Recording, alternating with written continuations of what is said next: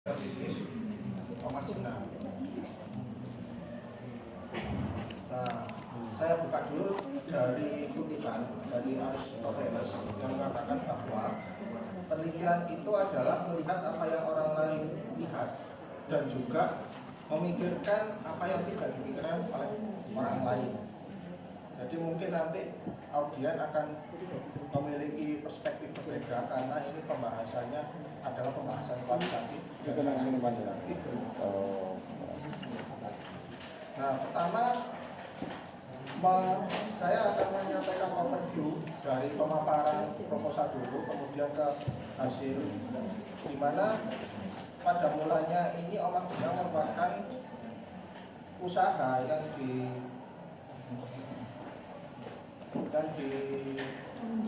dirintis oleh Bapak Nyoto pada tahun 1985. Setelah kemudian Bapak Nyoto ini meninggal pada tahun 2004, usaha ini diteruskan oleh anak ketiganya, yaitu Mas Henry selaku pemilik atau pemegang dari Omah Jenang itu. Nah, seiring perkembangan waktu, manajemen usahanya pun ikut berubah.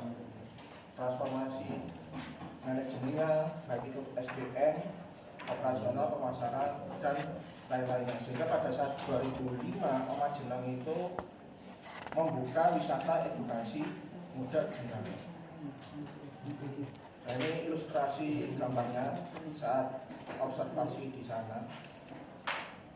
Dan ini merupakan data penjualan dari 3 tahun terakhir serta data keuntungan dari 3 tahun terakhir.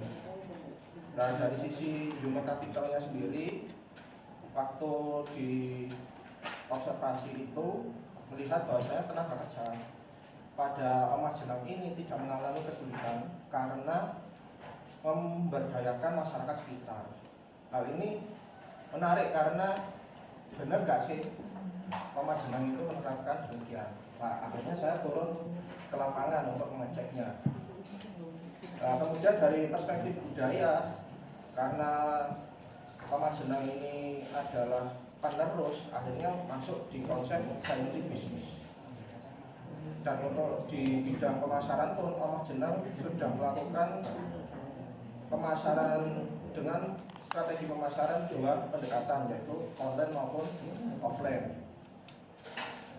Nah, untuk jangkauan wilayah pemasarannya sendiri itu lebih kepada penitipan di pusat oleh-oleh, baik itu di Jawa Timur, Jawa Tengah maupun di wilayah pemasaran di luar negeri yang menjalin kemitraan dengan Prodi Mekarsari di Sidoarjo dan juga Prasada Blitar, di mana keduanya perusahaan tersebut dalam usaha bergerak di bidang ekspor jajanan khas Nusantara, yaitu di Hong Kong, Taiwan maupun Arab Saudi.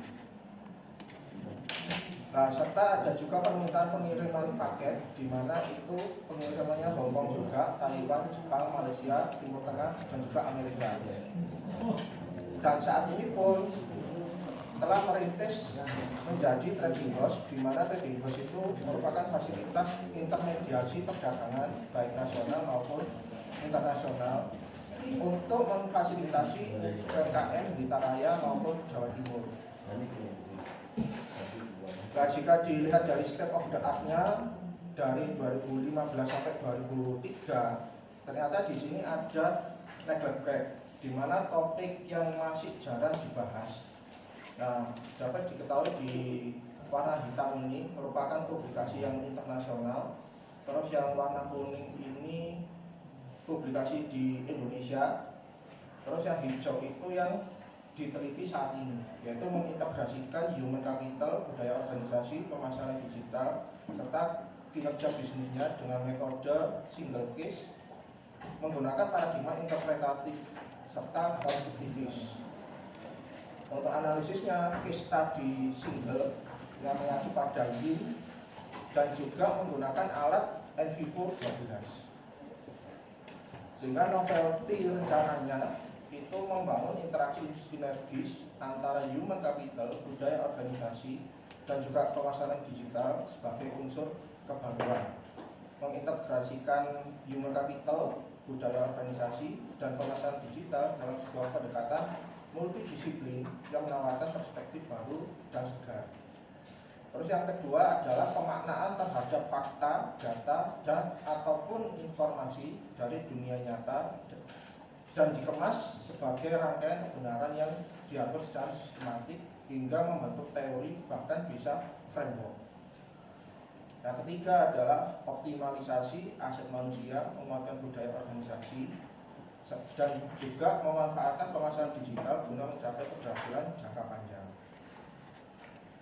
Nah, kegunaan penelitian ini terdapat dua hal, yaitu teori praktis maupun teori secara teori maupun secara praktis, di mana penelitian ini memberikan literasi baru yang fresh mengenai bagaimana sinergisitas atau komplementer human capital, budaya organisasi, dan pemasaran digital dapat membentuk kinerja bisnis UMKM.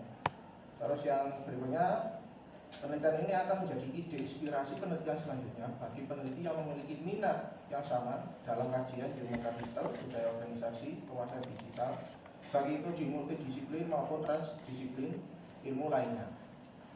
Nah, yang ketiga, secara teori itu memperkuat atau mendukung pemahaman dari aplikasi human capital integration theory, innovation culture theory, dan integrate marketing theory dalam konteks UMKM.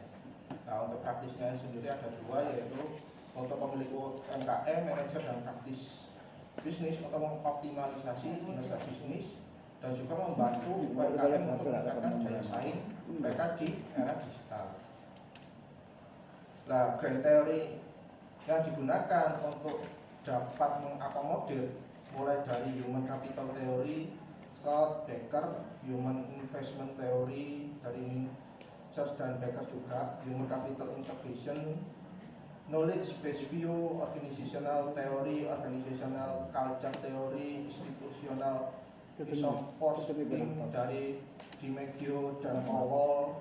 Terus ada juga social solidarity theory, terus ada juga consumption theory, communication theory, dynamic capability theory, situational theory, transformational leadership, servant leadership, self-determinant theory. Lah, terlebih pada yang saya cantumkan di grand theory, situational leadership, transformational leadership, servant leadership, self-determinant theory, itu menambah wawasan dari pengkodean pada saat proses reduksi data. Nah, untuk middle teorinya sendiri itu ada knowledge, skill, ability, person, job fit, social capital theory, integrated marketing communication, innovation culture theory, dan juga configuration theory. Nah, untuk apply teorinya sendiri yaitu interkoneksi antar human capital, budaya organisasi, dan pemasaran digital, yang merupakan dari konsep human capital itu sendiri dari Ciula 2016, Mubarik 2018, budaya organisasional itu dari Hogan dan Kot 2014, Sin dan Sin 2019, serta pemasaran digital dari Peter Endala 2021.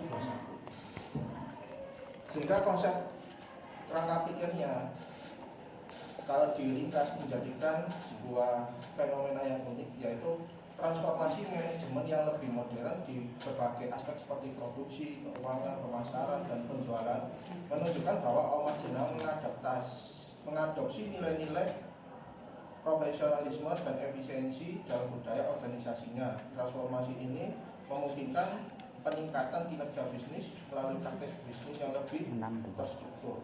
Sehingga fokusnya adalah pola model logika, sinergisitas human capital, budaya organisasi, dan pemasaran digital dalam konteks kinerja bisnis UKM Omar Jenang. Nah, dari fokus itu muncullah sub-fokusnya. Yang pertama, bagaimana pelaku bisnis UKM Omar Jenang itu memaknai human capital. Terus bagaimana pelaku bisnis UKM Omar Jenang itu memaknai budaya organisasi, dan bagaimana pelaku bisnis UKM Omar Jenang dalam konteks kinerja bisnis dapat mencapai target pasar dengan menggunakan pemasaran digital. Nah, Kemudian metode yang digunakan adalah kualitatif case study, yaitu single case yang holistik mengacu pada YIN tahun 2016 sama 18 dengan paradigmanya interpretatif dan konstruktivis mengacu pada Glaser sama Criswell.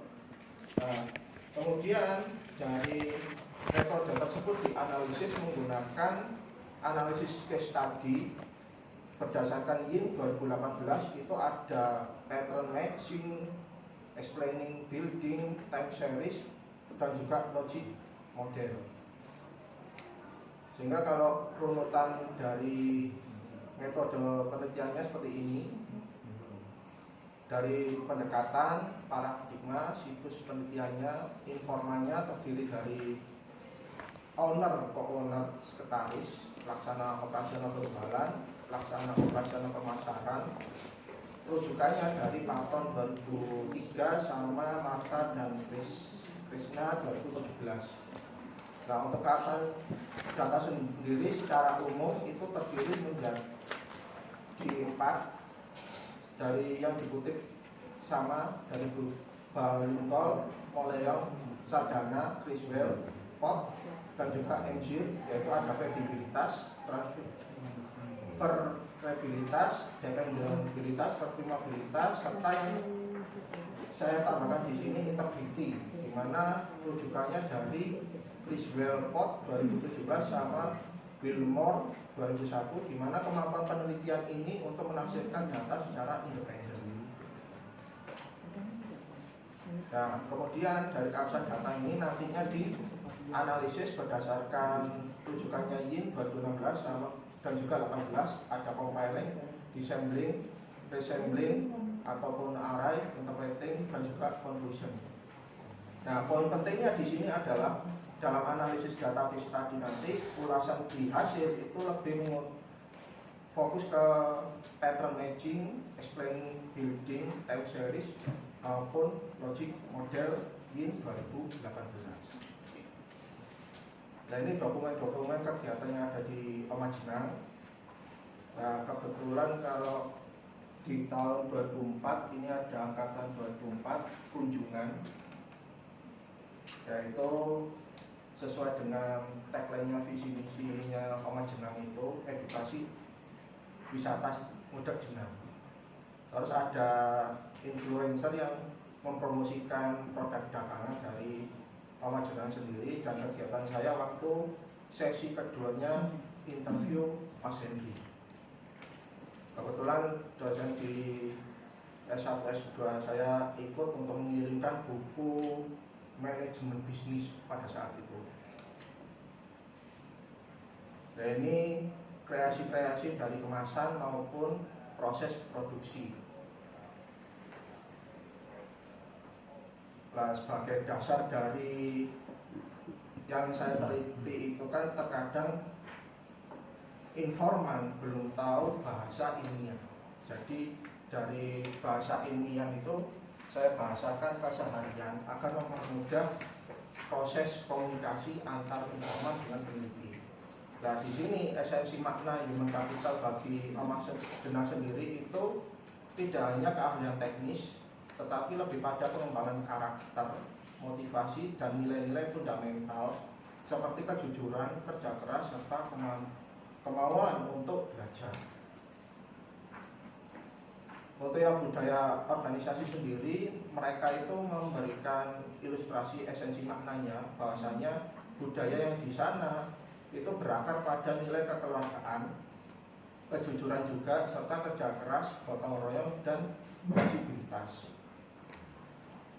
Nah, untuk makna yang diperoleh bagi mereka di sana itu, pemasaran digital dalam UKM Pemajenang adalah strategi bisnis yang digunakan untuk memperluas jangkauan pasar, meningkatkan daya saing, serta membangun hubungan dengan pelanggan melalui berbagai platform digital.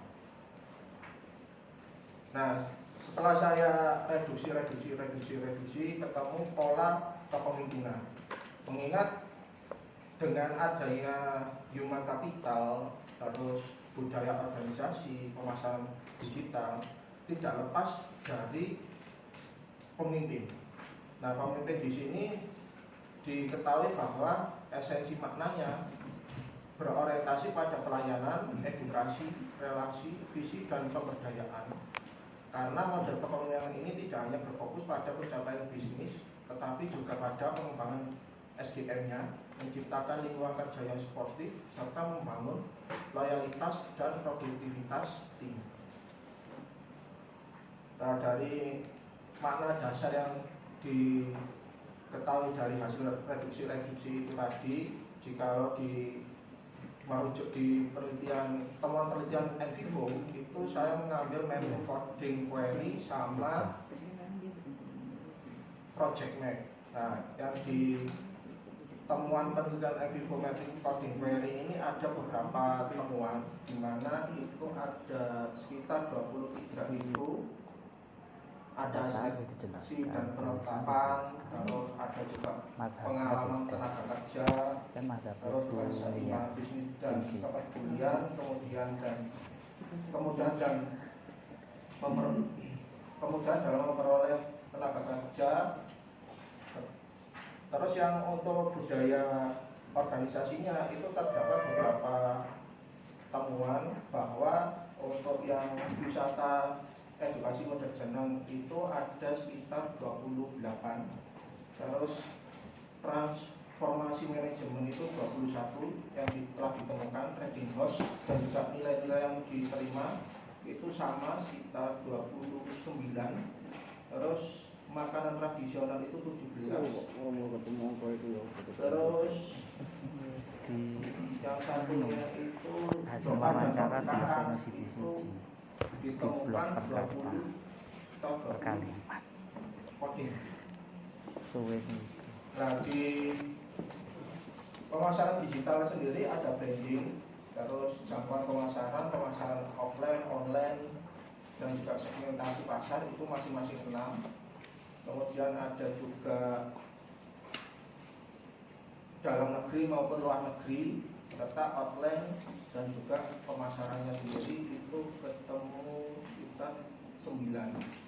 Nah, untuk self leadership-nya karena menggunakan konsep itu tadi, sehingga saya menyebutkan akronimnya self leadership, di mana self leadership itu ada visional empowerment diperoleh sekitar 9, self leadership itu 14, terus relational leadership itu 13, dan juga educational itu 13. Nah, berikutnya pada project map, di mana ditemukan bahwa human capital itu terdiri dari seleksi dan penempatan, kemampuan tenaga kerja, kemudian dalam memperoleh tenaga kerja, keseimbangan bisnis dan kepedulian, serta pengalaman tenaga kerja. Untuk budaya organisasi itu ada makanan tradisional, transformasi manajemen, wisata edukasi model jenang, trading house, nilai-nilai yang diterima, serta ada doa dan keberkahan. Nah, untuk selanjutnya di pemasaran digital ada branding, jangkauan pemasaran baik itu dalam negeri maupun luar negeri, pemasaran online, outlet, pameran, maupun segmentasi pasar. Nah, untuk self leadership sendiri itu ada 4 konsepnya, ada edukatif leadership, relational leadership, visionary and empowering leadership, serta driven leadership. Nah, temuan dari studi kasus BIM yang pertama kali mengulas pattern match, yaitu analisis keterkaitan human capital, budaya organisasi, pemasaran digital, dan juga self leadership di UKM Omah Jenang, di mana human capital terbentuk dari seleksi tenaga kerja, pengalaman, keseimbangan bisnis, serta keterampilan digital yang menunjang pemasaran online. Nah, untuk budaya organisasi mempengaruhi strategi bisnis melalui nilai-nilai yang diterima, wisata edukasi, transformasi manajemen, dan juga spiritualitas usaha. Untuk strategi pemasaran digital bergantung pada keterampilan tenaga kerja, nilai budaya organisasi, serta visi kepemimpinan yang inovatif. Untuk self leadership-nya sendiri, karena ini merupakan temuan baru dari reduksi data, memainkan peran penting dalam pemberdayaan tenaga kerja, pelestarian budaya organisasi, serta inovasi dalam pemasaran digital. Nah, kemudian dari pattern match ini dihubungkan dengan explanation building, di mana analisis sinergisitas human capital, budaya organisasi, pemasaran digital, self leadership dalam kinerja bisnis UKM, di mana human capital sebagai aset strategis dalam mempertahankan daya saing maupun inovasi bisnis. Hubungan antara human capital dengan budaya organisasi itu ada seleksi tenaga kerja berdasarkan nilai budaya, pengalaman tenaga kerja yang diwariskan, dan keseimbangan bisnis serta kepedulian. Nah, untuk hubungannya dengan pemasaran digital sendiri, itu kemauan tenaga kerja dalam branding, perekrutan berbasis kearifan lokal, di mana pemberdayaannya itu di masyarakat sekitar, serta ekspansi pasar global. Nah, untuk hubungan dengan self leadership sendiri itu keseimbangan produktivitas dan kesejahteraan, mentoring tenaga kerja, dan kepemimpinan yang mendorong inovasi. Nah, selanjutnya dari budaya organisasi sendiri, identitas budaya yang membentuk produk dan menarik loyalitas pelanggan. Di mana ada dua hubungan di sini, ada dengan pemasaran digital dan juga self leadership. Nah, untuk pemasaran digital sendiri berkaitan dengan branding berbasis storytelling.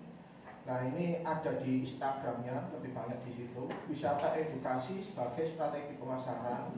Jadi para muda-mudi, baik itu di tingkat sekolah SD, SMP, SMA, perkuliahan baik S1 sampai S3, nah itu sempat datang ke sana untuk bagaimana sih cara ngolah budak jenang itu. Terus ada juga inovasi manajemen dari pemasaran digital. Untuk self leadership sendiri, kepemimpinan berbasis pelayanan, edukasi, dan transformasi bisnis berbasis budaya. Nah, untuk pemasaran digital sendiri, strategi utama untuk menjangkau pelanggan dalam maupun luar negeri. Di sini hubungannya dengan self leadership, di mana ekspansi pasar berbasis visi kepemimpinan, branding digital kreatif, dan juga jaringan bisnis komunitas. Sehingga temuannya di self leadership itu sendiri di UKM Mawar Jenang, faktor utama yang mengintegrasikan human capital, budaya organisasi, dan juga pemasaran digital. Nah, berikutnya ke time seriesnya, di mana melihat pola sejarah, yaitu analisis perkembangan sejarah dan juga produksi UKM Omah Jenang. Bila dilihat, berdirinya Omah Jenang itu di tahun 85 didirikan oleh almarhum Nyoto sebagai usaha keluarga. Kemudian 2004-nya itu diteruskan oleh Mas Hendri selaku generasi kedua dan juga pemimpin. 2005 resmi menjadi entitas bisnis mandiri dengan sistem manajemen modern. 2015 mendapat sertifikasi ISO 9001 2008, meningkatkan standar kualitas produksi. Di 2020 ekspansi bisnis melalui wisata edukasi budak jenang, trading house, dan juga pemasaran digital. Nah, untuk pertumbuhan kapasitas produksinya pada 2005 sampai 2010 itu produksi masih berskala kecil, hanya melayani pasar lokal di Blitar. Nah, kemudian di tahun 2015 memodernisasi alat produksi dan juga ekspansi ke Jawa Timur maupun Jawa Tengah. Itu kurang lebihnya 10 kilo per harinya. 2020 sampai sekarang kapasitas produksi meningkat 2 kali lipat, di mana ilustrasinya yang di sini ada jenang ketan dalam perharinya itu 75 kilo, wajib ketan 25 kilo per hari, madu musonia itu 50 kilo per hari, dan juga wajib leteknya 50 kilo per hari. Nah, dari 3 temuan itu tadi akhirnya muncul temuan logic model, yaitu analisis logiknya human capital, budaya organisasi, pemasaran digital, dan self leadership dalam kinerja UMKM Pewajengan, di mana logik temuan model yang pertama kali ini adalah proses dari input ke output. Inputnya itu ada human capital, budaya organisasi, wawasan digital, serta self leadership. Aktivitasnya adalah pemberdayaan tenaga kerja, digital marketing dan juga branding, transformasi manajemen, servant leadership. Outputnya nanti adalah keterampilan SDM, daya saing pasar, juga efektivitas kepemimpinan yang adaptif. Outcome yang diperolehnya nanti itu bisnis yang berkelanjutan dan dapat yang bisa meningkatkan ekonomi lokal. Nah ini yang kedua adalah visualisasinya, model logiknya. Dari 6 informan yang diteliti itu ada yang keterkaitan dari hasil codingnya. Nah untuk sinergisitas seperti ini, analisis sinergisitas, sehingga self leadership itu tidak lepas dari human capital. Human capital sendiri itu tidak lepas dari budaya organisasi, serta alat sebagai strateginya itu pemasaran digital itu juga penting, sehingga terbentuk seperti circle, satu sama lain itu keterkaitan. Dari situ telah diramu menjadi sebuah proposisi, di mana proposisi pertama itu bahwa human capital itu berbasis budaya organisasi, transfer pengetahuan, keseimbangan profesionalisme dan sosial, serta pembelajaran berkelanjutan mendukung produktivitas, inovasi, dan daya saing UKM Pewajengan dalam era digital. Untuk yang proposisi 2, bisnis organisasi berbasis kearifan lokal, memperkuat identitas budaya, loyalitas tenaga kerja, serta daya tarik produk. Sementara transformasi manajemen berbasis budaya memungkinkan inovasi dan digitalisasi tanpa kehilangan akar tradisi. Proposisi 3-nya, pemasaran digital berbasis storytelling budaya, kompetensi tenaga kerja dan teknologi digital meningkatkan daya tarik produk, efisiensi promosi, serta jangkauan pasar sekaligus mempertahankan keaslian budaya UKM Pewajengan. Untuk proposisi 4, self leadership yang mengutamakan kesejahteraan tenaga kerja, transfer pengetahuan, inovasi, dan kemitraan strategis memastikan keberlanjutan bisnis, adaptasi digital, serta keseimbangan antara produktivitas dan nilai budaya UKM Pewajengan. Dari proposisi-proposisi minor ini melahirkan proposisi mayor. Nah, proposisi mayor ini yang utama bahwasanya sinergi antara human capital berbasis budaya organisasi yang adaptif, serta pemasaran digital yang autentik dan self leadership yang transformatif memastikan keberlanjutan inovasi serta daya saing UKM Pewajengan dalam era digital tanpa kehilangan akar tradisinya. Hingga penutupnya adalah penelitian kualitatif memberikan wawasan mendalam tentang dinamika manusia dan juga organisasi, membantu kita memahami kompleksitas situasi manajerial yang nyata oleh Peter Nordhaus. Terakhir sekian, terima kasih. Wassalamualaikum warahmatullahi wabarakatuh. Baiklah, kita sudah mendengarkan pemaparan hasil penelitian dari Mas Anam. Saya akan membuka sesi pertanyaan untuk audiens sebelum ada yang sudah angkat tangan. Baiklah, untuk Mas Ilham, monggo silakan.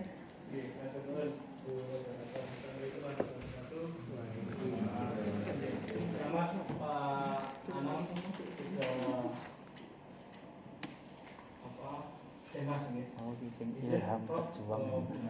Menanyakan dan beberapa diskusi sedikit ya, terkait topik yang sudah didapatkan sama Pak Anam. Yang pertama tentang ini redaksional saja sih Pak, kayak beberapa poin, ada yang huruf A, ada B dan sebagainya, ada nomor, ada yang titik, ya kan, poin, itu kira-kira diperbolehkan atau tidak. Terus yang kedua, ada beberapa yang non Indonesia itu belum dicetak miring.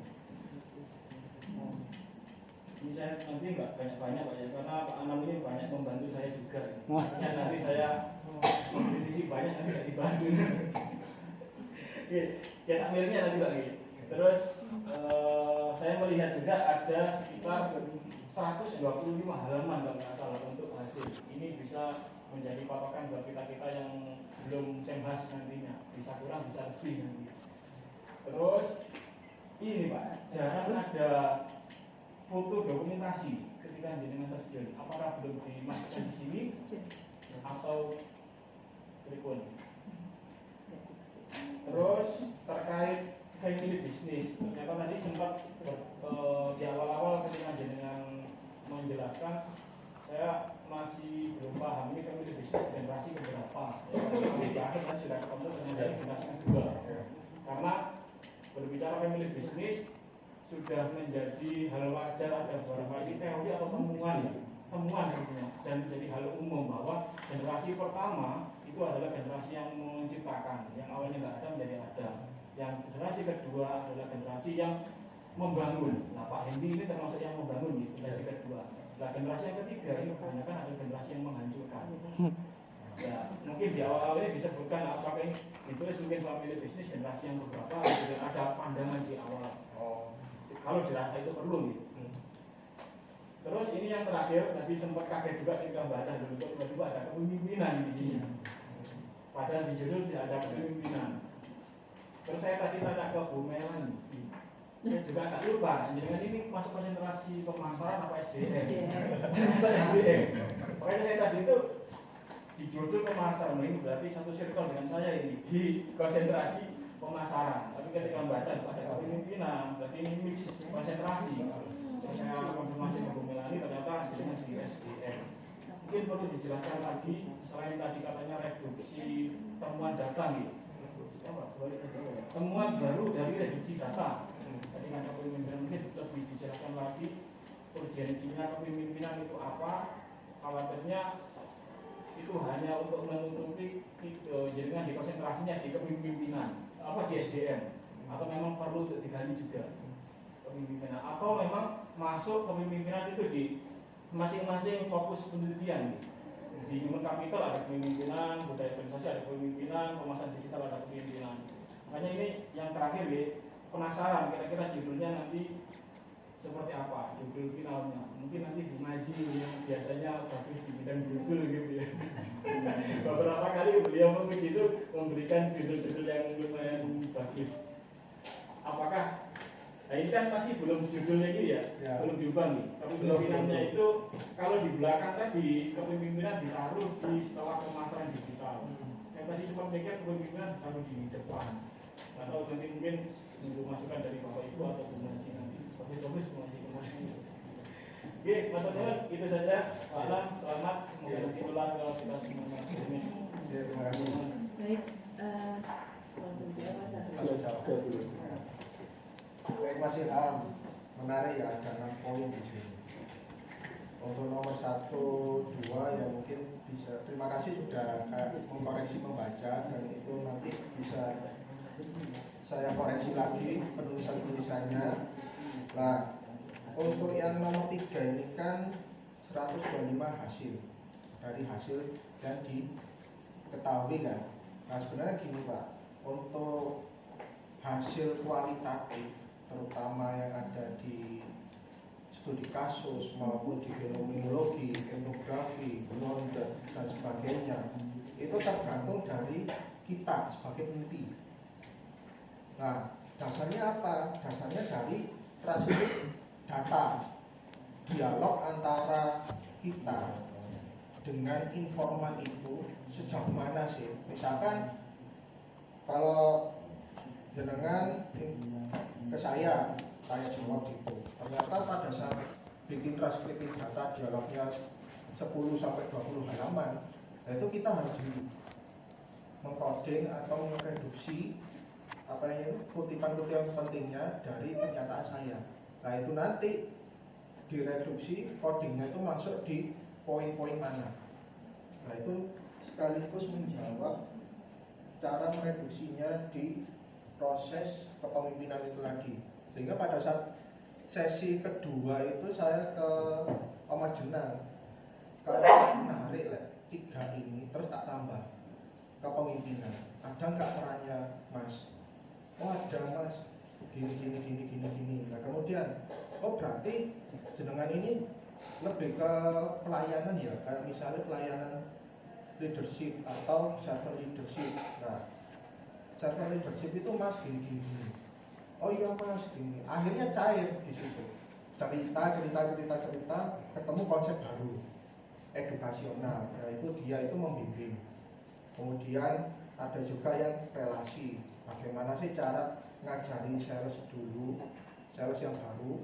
Karena gini mas, di sana itu kan pendidikannya itu bebas, tidak memandang status pendidikan.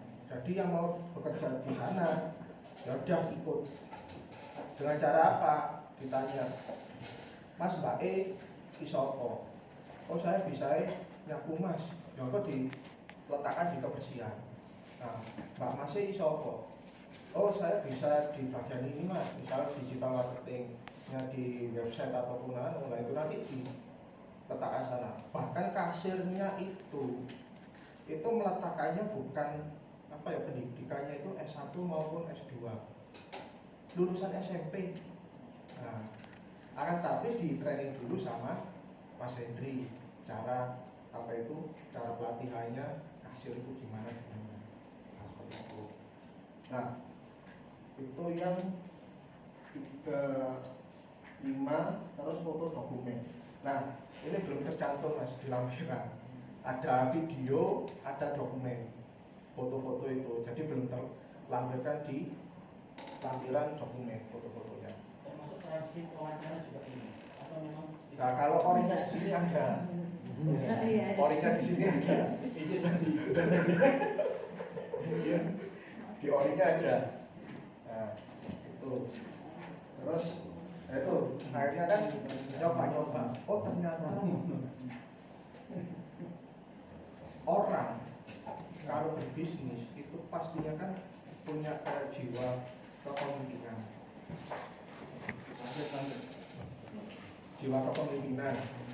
Nah dari situ akhirnya kan terungkap bahwasanya faktor pemimpin itu dalam berwirausaha itu penting.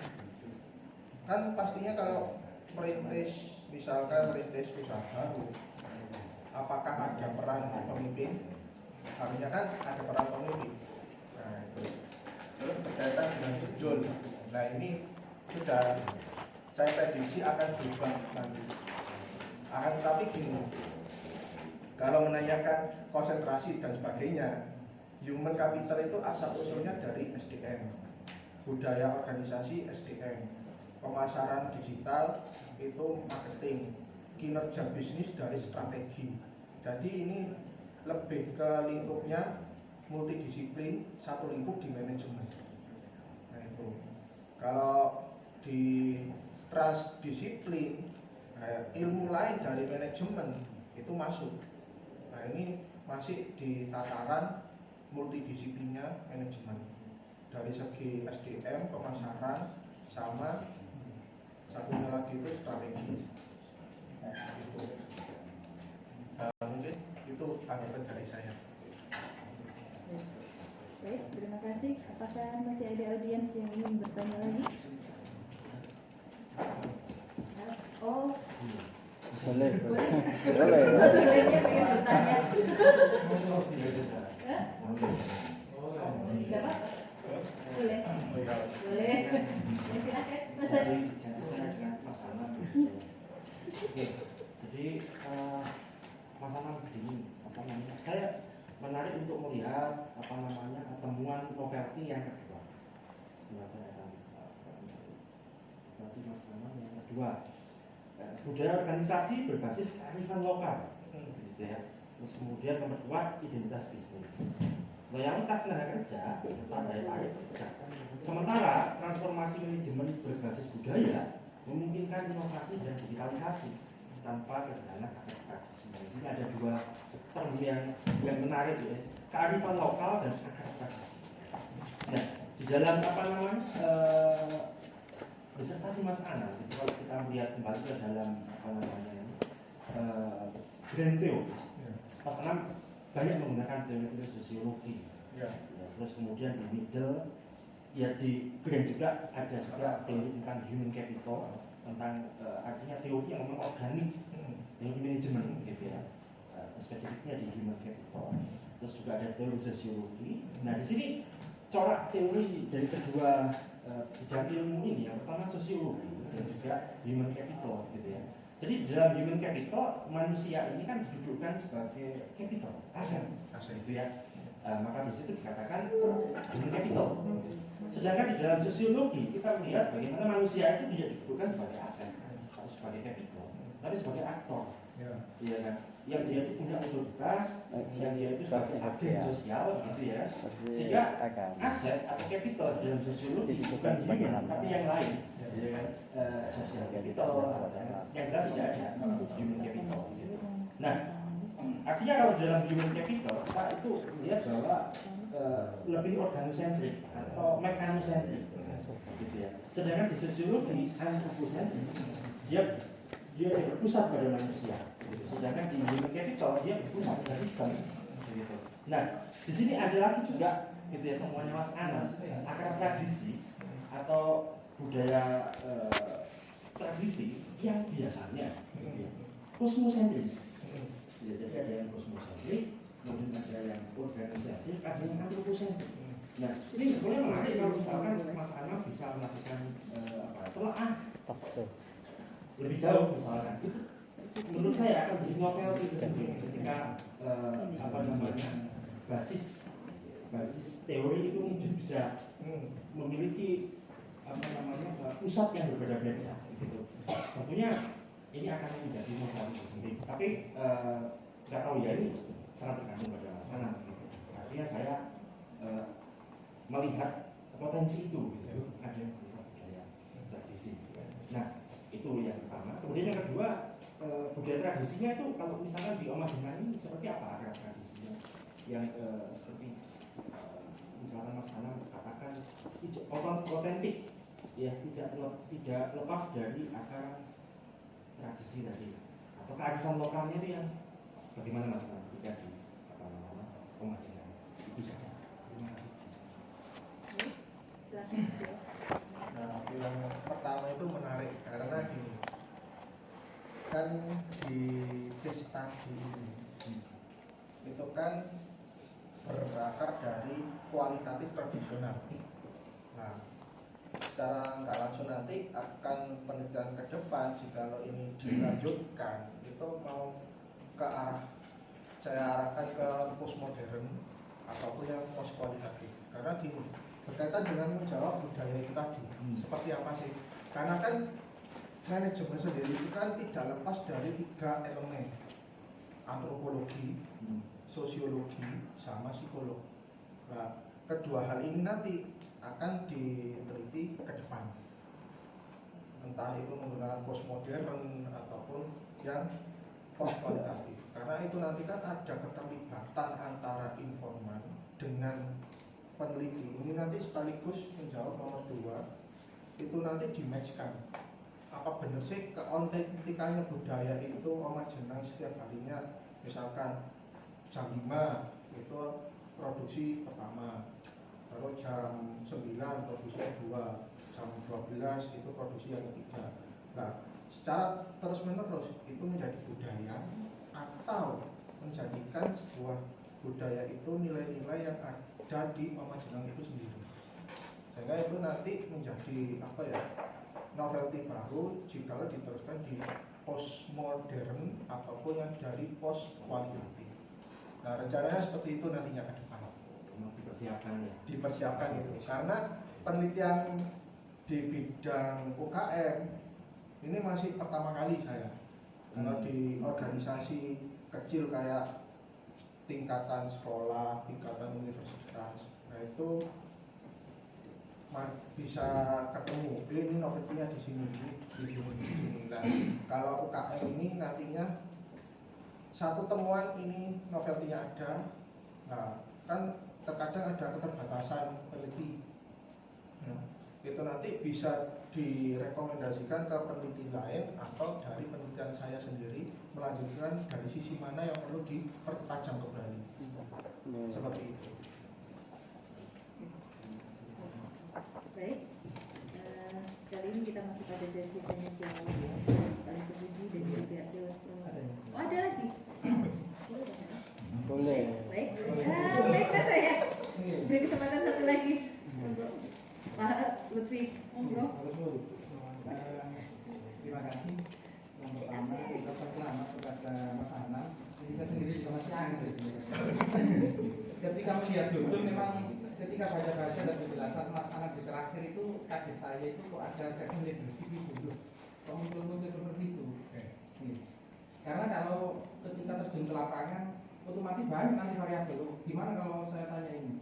Apa tidak menyebabkan nanti terjadi ketidakfokusan kepada penelitian yang utama yaitu human capital, budaya organisasi, pemasaran digital dan kinerja UMKM gitu. Karena terus saya lihat apakah memang di divisi operasional ternyata civil leadership-nya tidak muncul gitu. Kok ujung-ujungnya nanti di belakang banyak pembahasan tentang masalah leadership, termasuk di penelitian sebelumnya yang relevan itu juga tidak muncul gitu. Dan juga pada grand teorinya juga tidak ada. Tapi di middle teorinya ada civil leadership. Nah itu gimana itu? Apakah memang di dalam penelitian kualitatif itu memang boleh seperti itu? Nanti ketika terjun di lapangan akhirnya memunculkan beberapa variabel-variabel baru. Memang kalau dilihat ini ada SDM dan variabel yang dijumpul dan ada pemasaran. Termasuk ini ada beberapa variabel ini juga kayaknya bisa dilakukan penelitian kuantitatifnya ini. Gitu, bukan hanya kualitatif. Mungkin itu. Terima kasih. Baik, terima kasih Pak Lutfi atas masukannya ya. Masukan apa pertanyaan? Pertanyaan juga. Iya. Apakah boleh nanti kita di lapangan langsung untuk variabel baru gitu? Apakah tidak difokuskan kepada yang ada itu aja sebenarnya? Jadi gini Pak, dari awal mula itu kan fokusnya itu 3. Nah ternyata kalau di kualitatif kan fleksibel, tidak kaku. Nah, kenapa tidak kaku? Akhirnya Mas Hendri ini menceritakan dulu itu mimpinku itu kayak gini loh. Kok ini? Oh, berarti ini setelah direduksi ketemu coding baru. Itu 1, coding 2. Dan juga akhirnya saya membatasi. Makanya di kualitatif itu mungkin di versi pendek sama versi orisinal itu belum ada yang namanya sub batasan penelitian, di mana itu kalau di literaturnya punyanya Moleo 2014 itu menyebutkan bahwa penelitian itu penelitian kualitatif bisa dibatasi sesuai dengan kebutuhan peneliti. Nah ini kan kebutuhannya dari internalnya Omah Jenang. Nah saya korek bagian SDM dulu karena kefokusannya bidang yang saya SDM, saya korek ketemu yang kepemimpinan itu. Nah akhirnya kan ketemu kepemimpinan yang di PT ini. Nah, dia membimbing, dia itu melayani, dia itu punya cara merelasikannya seperti apa, visioner dari visi Omah Jenang itu sendiri, dan juga bagaimana dia memberdayakan masyarakat sekitar. Nah, kalau diulas satu persatu di judul nanti tak cukup. Akhirnya saya bikinkan akronim yang disingkat menjadi self leadership. Dan ini pun bisa ada model baru lagi, versinya kuantitatif, yang dimana itu bisa diletakkan di model logik. Nah, cuma saya waktu itu merenung dulu, ini jadi dimasukkan atau tidak. Nah itu sebenarnya ada yang konsep dari kualitatif menjadikan kuantitatif, kalau dimasukkan menjadi mismatch. Nah itulah batasan itu harus kita cermati juga, Pak. Nah saya membatasinya dari sisi batasan penelitian. Nah, karena pas mereduksinya itu ketemu obrolan masalah pemimpin, dan juga saya pengen ya kok sih Mas Hendri ini memimpin usaha ini kok bisa sukses kayak gitu. Akhirnya diungkaplah pada saat sesi kedua itu, Mas sama ini aku mimpi kok ya kayak gitu. akhirnya ketemulah yang baru ini. Nah mungkin bisa ditambah juga di fokusnya biar ada apa ya, ada pada saat membaca itu lebih enak. Nah kalau diungkap awal sama akhir, novelty itu kan ada dua sisi. Sisi novelty rencana sama sisi novelty temuan. Nah, sehingga dari sisi novelty temuan melahirkan konsep baru seperti itu, Pak. Oke, baik. Apa, Pak? Oke, kali ini kita masuk pada sesi tanya jawab dari penguji dan juga tim promotor. Tentu saya berikan kesempatan kepada Prof. Eri sebagai penguji untuk memberikan masukan dan tanggapan atau pertanyaan kepada Mas Anam. Silakan. Baik, terima kasih Pak semua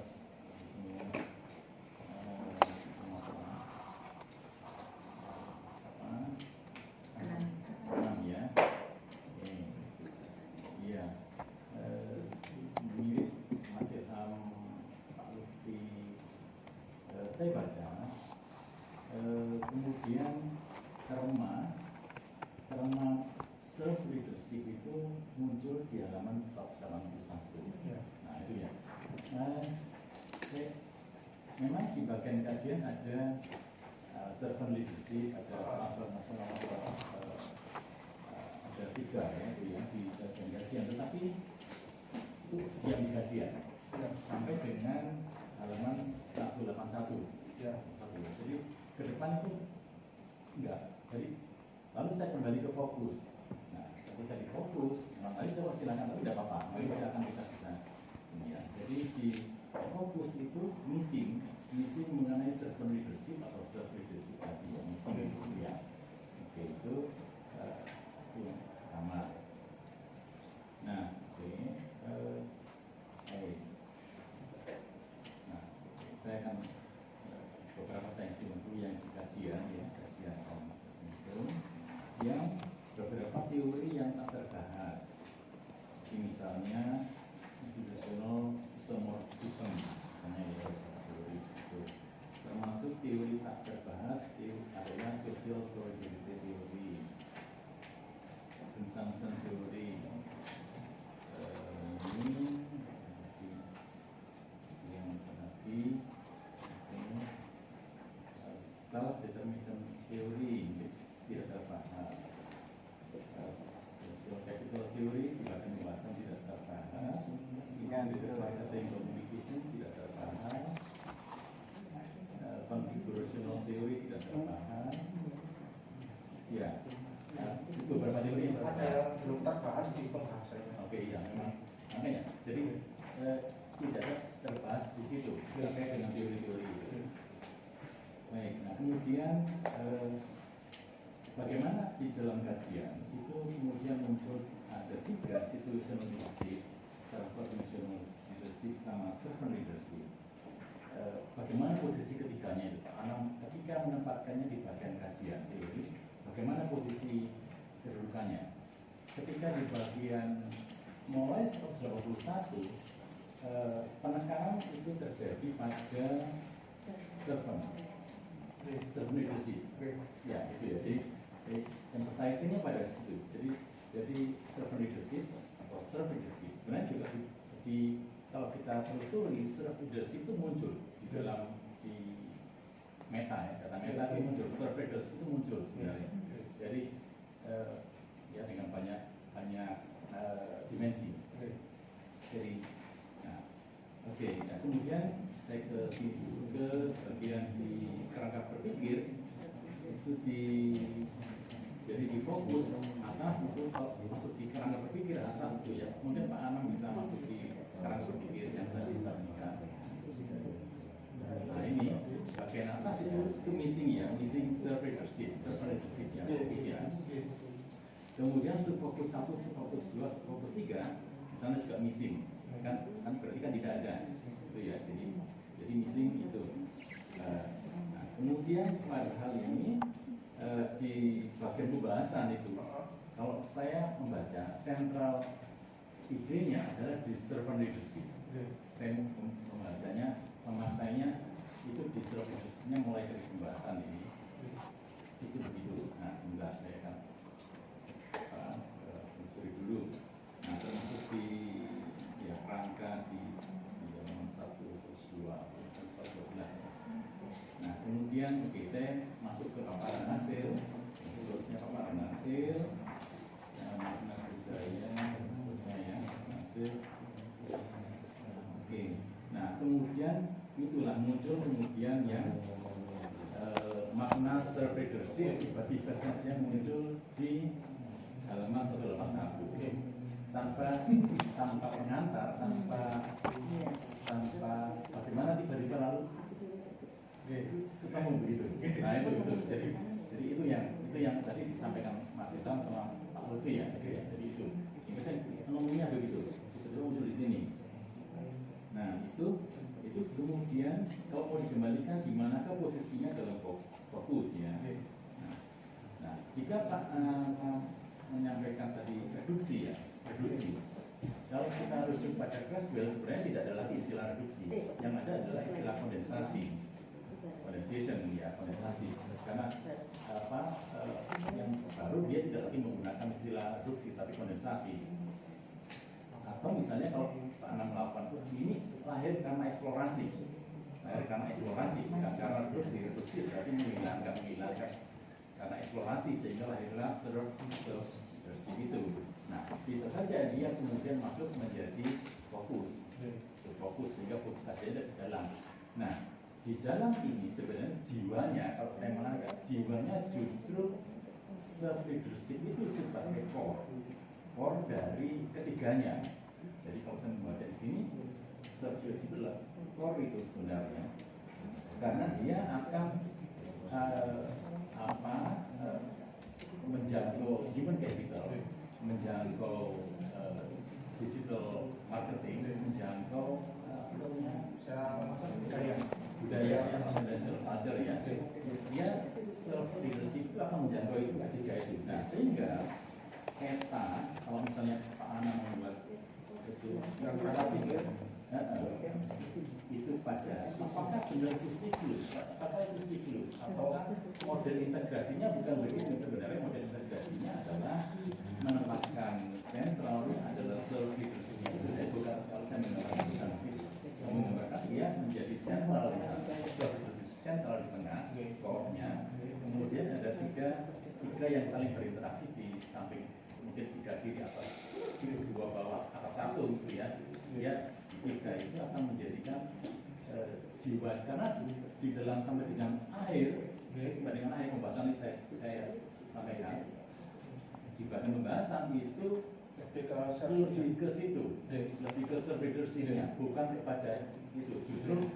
Justru nuansa itu lebih ke sana, leadership itu. Jadi itu menjadi profnya justru di situ, sehingga fokus itu lalu menjadi pendamping yang semula itu, sehingga sentralnya dulu dibahas di self-leadership-nya. Nah kemudian ini jadi saya justru memasukkan dia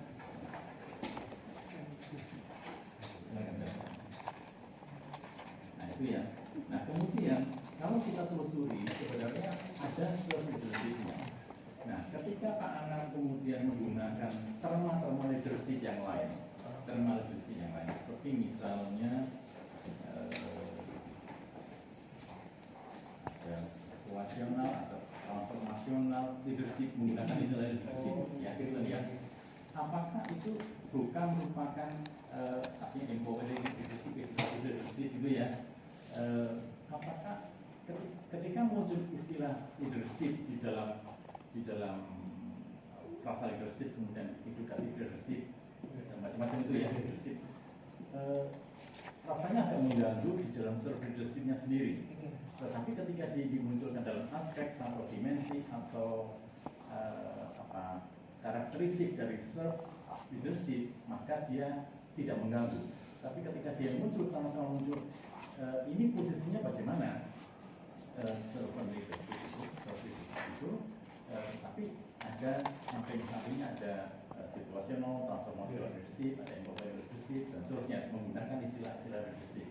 Nah itu ya, jadi itu apakah kalau saya ini mengganggu, kalau saya menempatkan sebagai dimensi atau aspek atau karakteristik dari self-leadership. Jadi itu ya, jadi visionary, empowering, educative, relationship, transformatif, itu adalah aspek yang terjadi pada self-leadership. Dia bukan pada menjadi sejajar atau mendegradasi istilah self-leadership.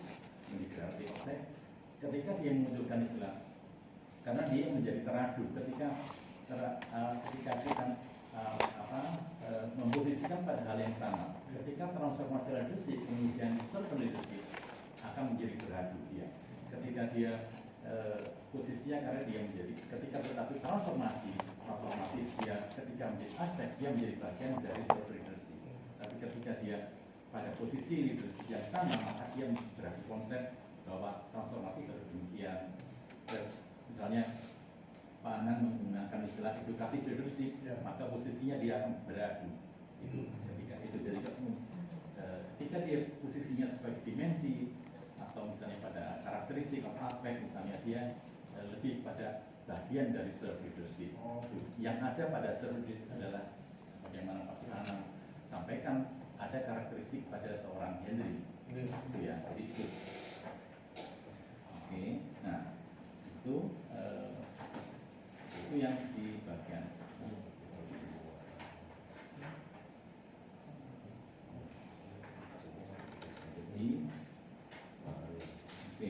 jadi di halaman berapa ini 227 itu munculnya self leadership tanpa ada kajian sebelumnya relasi dengan mengenai relasi dengan fokus lainnya dia jadi muncul kemudian ada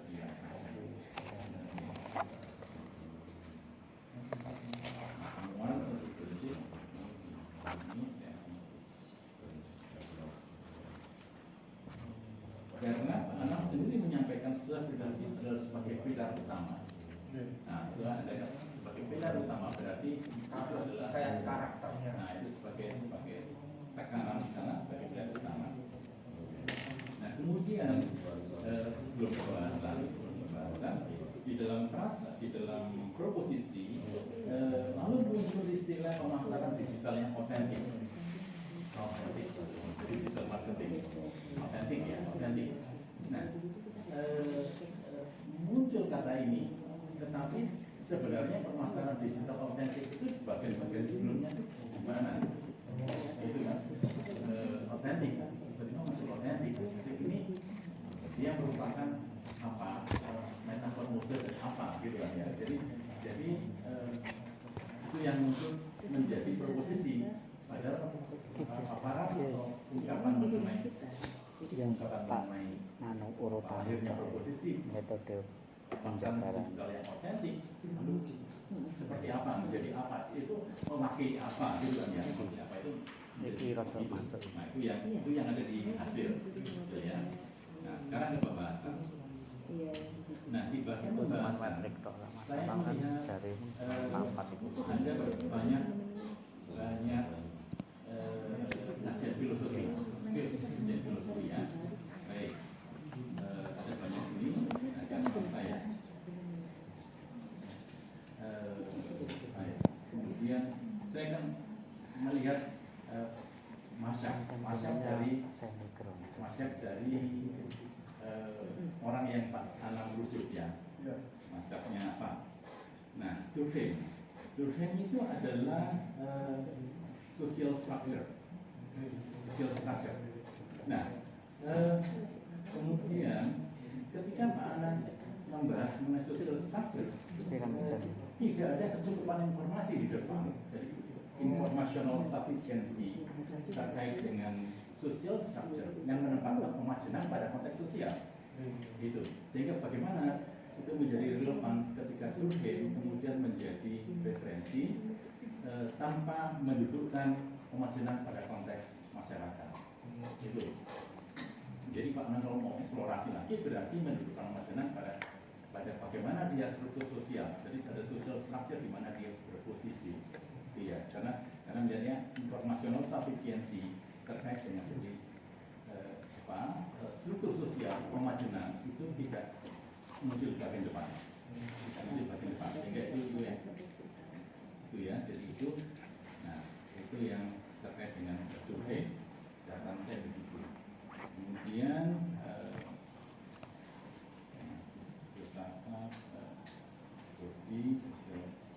saya akan langsung di sini. Nah, kemudian di persons atau persons, dia adalah sebagai structural functionalism. Nah, kemudian dia adalah sebagai konservatif structural functionalism. Jadi dia adalah fungsional struktural konservatif yang berbagai konservatif ya itu ya. Nah, kemudian ini menjadi agak bertabrakan ketika teman anak untuk apa yang dilakukan oleh Pak Henry, jadi versus adaptasi tren responsiveness pada perubahan yang dilakukan oleh pemajanan. Jadi ketika itu terjadi, maka sebenarnya itu agak konflik dengan pandangan Pershing sebenarnya, karena dia alirannya adalah konservatif. Dia menjadi mendapat banyak kritik karena kalau menggunakan itu maka dia menjadi konservatif structural functionalism. Jadi itu yang ada pada persons. Karena kita ikuti mengapa itu harus ditempatkan begitu. Jadi itu ya terkait dengan relevansi penggunaan persons menjadi konflik ketika tidak relevan dengan pandangan Pak Henry. Jadi adaptasi, perubahan, responsif itu lalu menjadi tidak relevan ketika ditempatkan pada talk persons.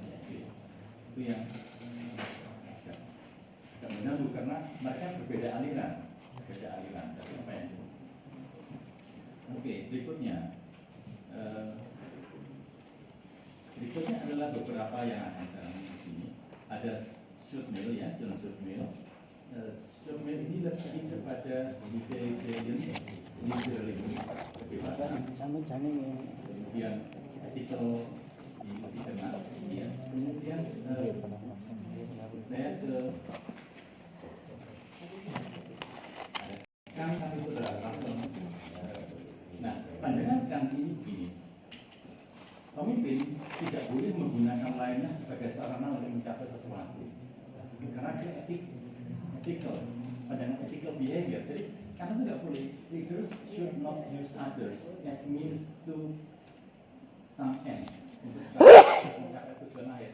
Saya mendaya gunakan nggak boleh. Tapi kalau mengikuti aliran Kant, saya nggak boleh memperdaya orang lain. Nah itu nggak boleh. Itu adalah pandangan Kant. Dia adalah ethical behavior. Alirannya begitu ya. Jadi, nah, apakah memang begitu? Jadi leaders should not use others. Nggak boleh. Tapi yang itu adalah pandangan Kant. Nah, kalau di ini yang beberapa silakan Pak telusuri ya. Untuk di Rousseau itu adalah menekan pada emosi, romantisme itu leader should lead from. Kalau Rousseau tadi coba ini, leader should lead from behind. Pemimpin harus memimpin dari belakang, dari behind. Nah, people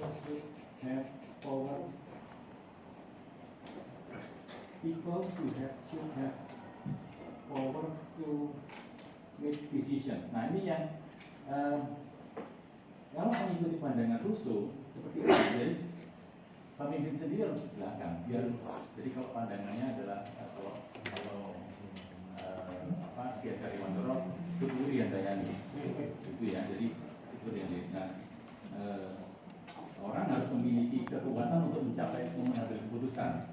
Jadi itu, jadi dia memiliki belakang depan. Nah kalau Dewey itu kepada pragmatisme, nah,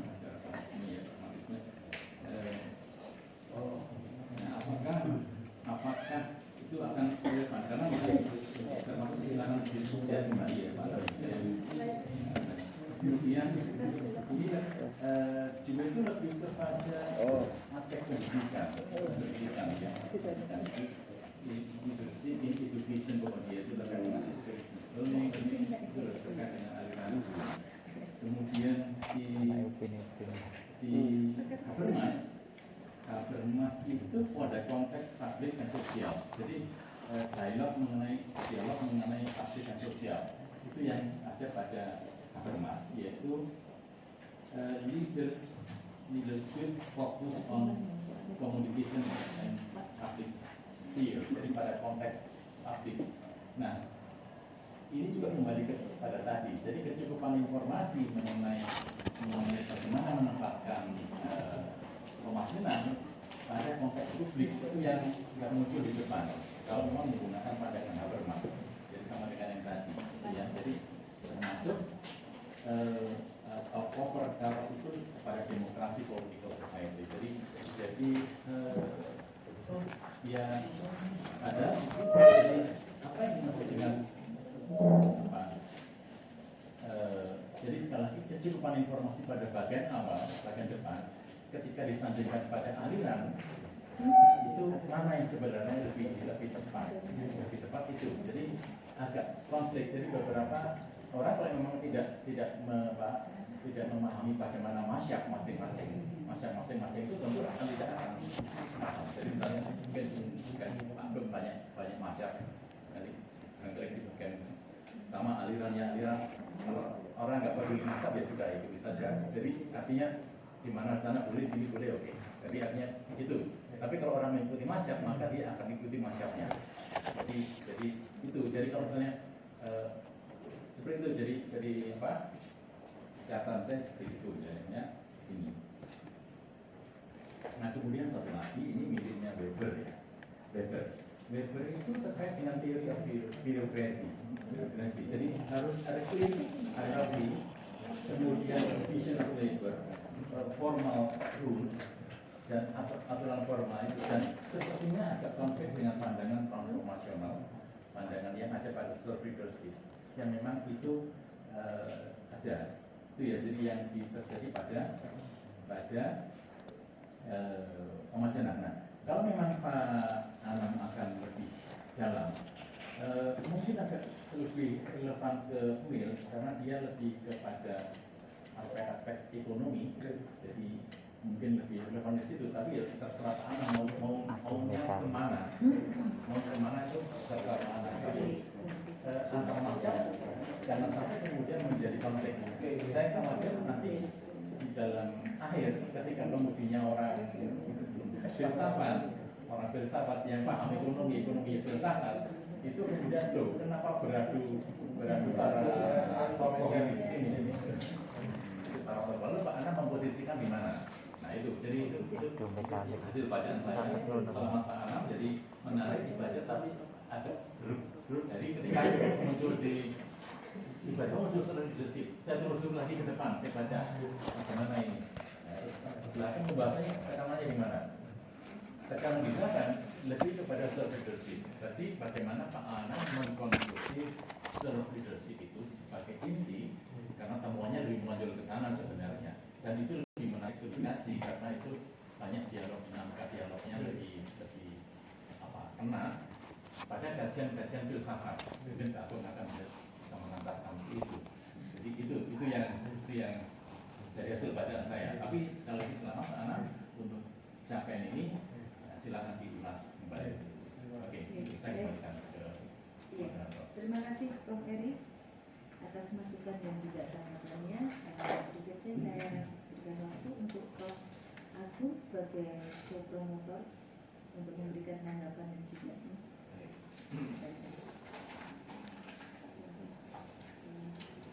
Pak Camat ikut senang. Selamat untuk Pak Anam. Kalau gitu di mana senangnya?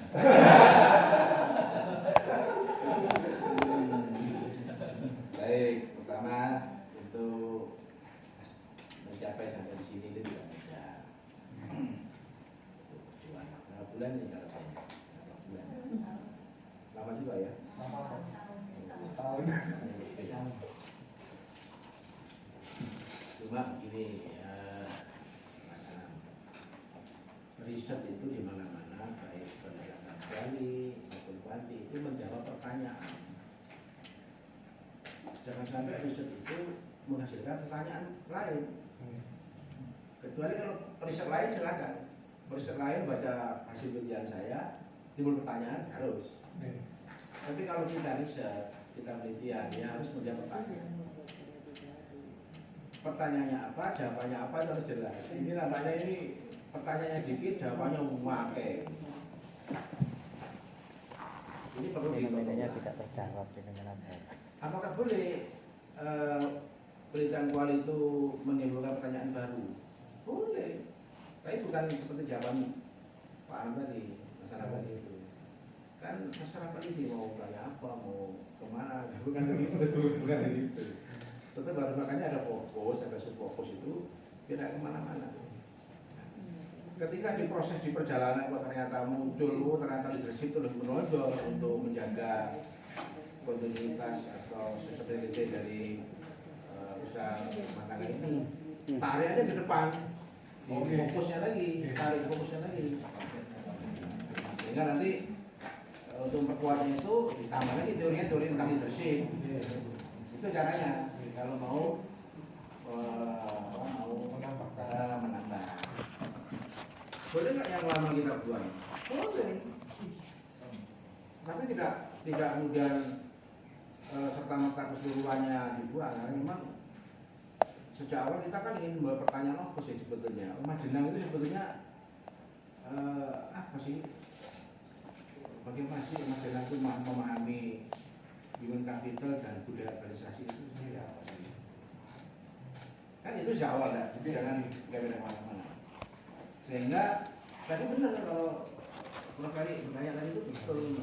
Banyak pertanyaan muncul justru dari hasil-hasil penelitian ini. Dan itu misalnya saya contoh kecilnya, semuanya coba hasil proposisinya itu kan kalau di balik ini menjawab fokus yang mana kan bingung gitu kan. Nah nanti tahu lagi.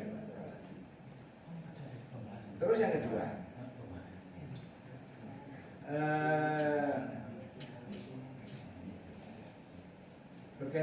berkaitan dengan pembahasan. Tadi saya sepakat pembahasan itu jangan dipaksakan. Jadi ini tinjauan filosofis itu diperlukan, tapi itu sebagai landasan berpikirnya peneliti ya. Sehingga kalau peneliti membahas ke sana tampak intinya alirannya kemana. Jangan dipaksakan. Misalnya kita membahas soal human capital, kemudian dikonfirmasi dengan teori-teori konstruktivisme sosial ya. Itu nggak boleh itu. Coba masyarakat bisa cerita dulu. Kenapa konstruktivisme sosial menjadi bagian yang disebut di dalam pembahasan. Contoh-contoh satu aja, yang lain kan banyak. Bahas mengenai human capital dan kinerja bisnis, apa kira-kira makanan? Tadi, kenapa konstruktivisme sosial sebagai aliran yang dijadikan komparasi dengan pembahasan terkait dengan human capital? Karena kalau di bagaimana yang dari punya tadi itu kan Mas Henry ini kan memberdayakan masyarakat sekitar, sehingga sar pemilihannya dari situ. Tapi kalau setelah saya baca berulang kali ada yang nyambung, ada yang tidak nyambung, makanya nanti saya perbaiki lagi. Oke, jadi yang paling gampang berangkat dari posisi aja, posisinya apa? Oh, mengapa kok begini ya? Mengkonstruk budaya kok seperti ini ya? Nah, itu bisa dibagi dari. Jadi sederhana. Jangan pembahasan jangan terlalu filosofis.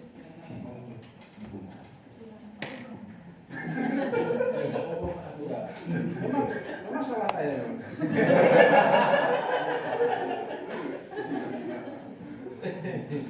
Cuma Pak Anang ini kalau ketemu saya pasti mana ini, dulunya mana ini, kajiannya lebih kebablasan. Terus jangan di pembahasan jangan merinci lagi selesai apa ini. Di sini sudah 246 itu. Temuan penelitian ini menunjukkan bahwa terdapat 5 komponen utama yang menjadi pilar. Ini kan udah di depan, proses-proses sudah ketemu itu. Setelah diproposisikan EO ini loh. Jadi kita nggak lagi bicara proses. Kalau itu semuanya, itu sebetulnya mendukung grand teori mana, bertolak belakang dengan praktek-praktek mana, nah gitu aja tuh. Riset-riset mana yang kira-kira masih relevan, yang beda apanya dengan riset yang lain, itu yang kontribusi dalam pembahasan itu. Jangan lagi bahas proses-proses seperti itu. Ya memang biasanya ya ngomong tulis juga bisa. Kalau kan memang begitu Mas, pendidikan itu kan dosen itu kan sukses dikatakan berhasil kalau mahasiswanya lebih pintar dibanding dosennya. Masalah lebih nggak pintar dari kita kan gagal gitu. Nah, cara memintarkan ya tadi itu diberi imajinasi tentang bagaimana menulis yang baik kan gitu kan ya. Kan ini kan banyak dosen juga yang lain ini. Kan yang dari lain juga banyak dosen. Masih banyak harus diinspirasi. Ya. Nanti bimbing lagi ya. Kalau senang dari dulu. Nah benar, kajian Prof. Hadi itu betul. Saya melihat benar, betul itu. Ya kita akan sekali lagi Pak Camat.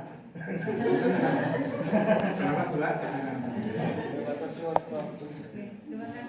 Agung atas masukan dan tanggapannya. Berikutnya saya berikan waktu untuk Ibu Maji memberikan tanggapan dan pertanyaan. Terima kasih moderator Mas Anang, selamat sudah sampai kali ini.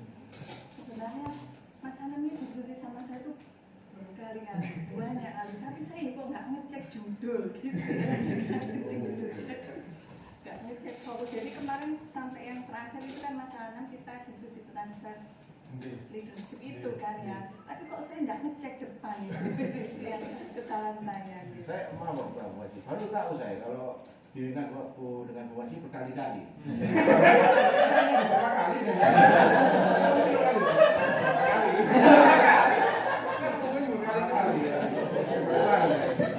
Karena saya gampang ditemui. Nakal Mas Ana. Nakalan remaja. Itu silahkan sama Prof.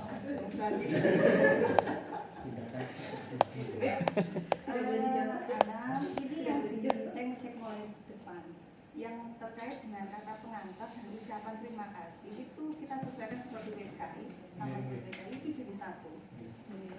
Kemudian ringkasan itu kan satu halaman, ini masih tersisa banyak halamannya, masih tersisa banyak yang kosong.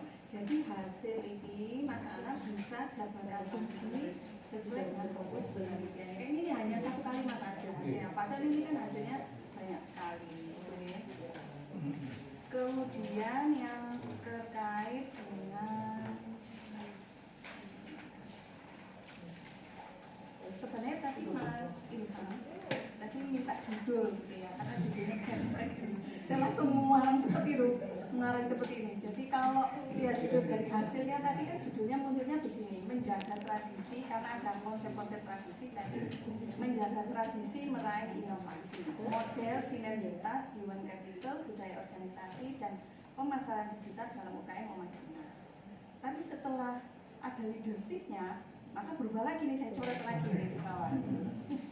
Dari tradisi ke inovasi, peran leadership dalam mengoptimalkan human capital, budaya organisasi, dan pemasaran digital di UKM pemajuan. Monggo terserah nanti dipikirkan.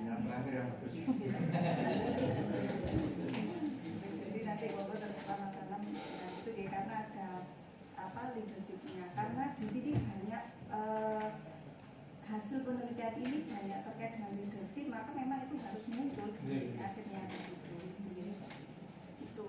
Kemudian yang di novelty Mas Anam, di novelty yang keempat ini juga terkait dengan self leadership. Nah, ini Mas Anam bisa mendapatkan kejelasan. Ini hanya terpotong, masalah yang di nomor 4 itu terpotong, hanya berhenti pada efektif dan adaptif dan tantangan bisnis. Mas Anam harus lebih menjalankan dengan pendekatan self leadership ini, UKM dapat menjaga keseimbangan inovasi, budaya lokal yang selama ini belum banyak diteliti. Nah itu jadi iya ada penekanan bahwa ini loh yang temuannya Mas Anam. Terus lagi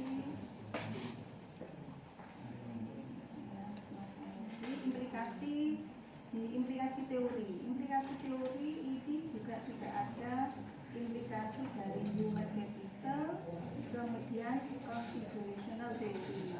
Nah ini mungkin Mas Anam bisa lebih menjelaskan lebih baik. Ini implikasi teorinya ini diperluas dengan menunjukkan bagaimana hasil studi ini memperkaya atau menentang teori-teori tersebut. Ya misalnya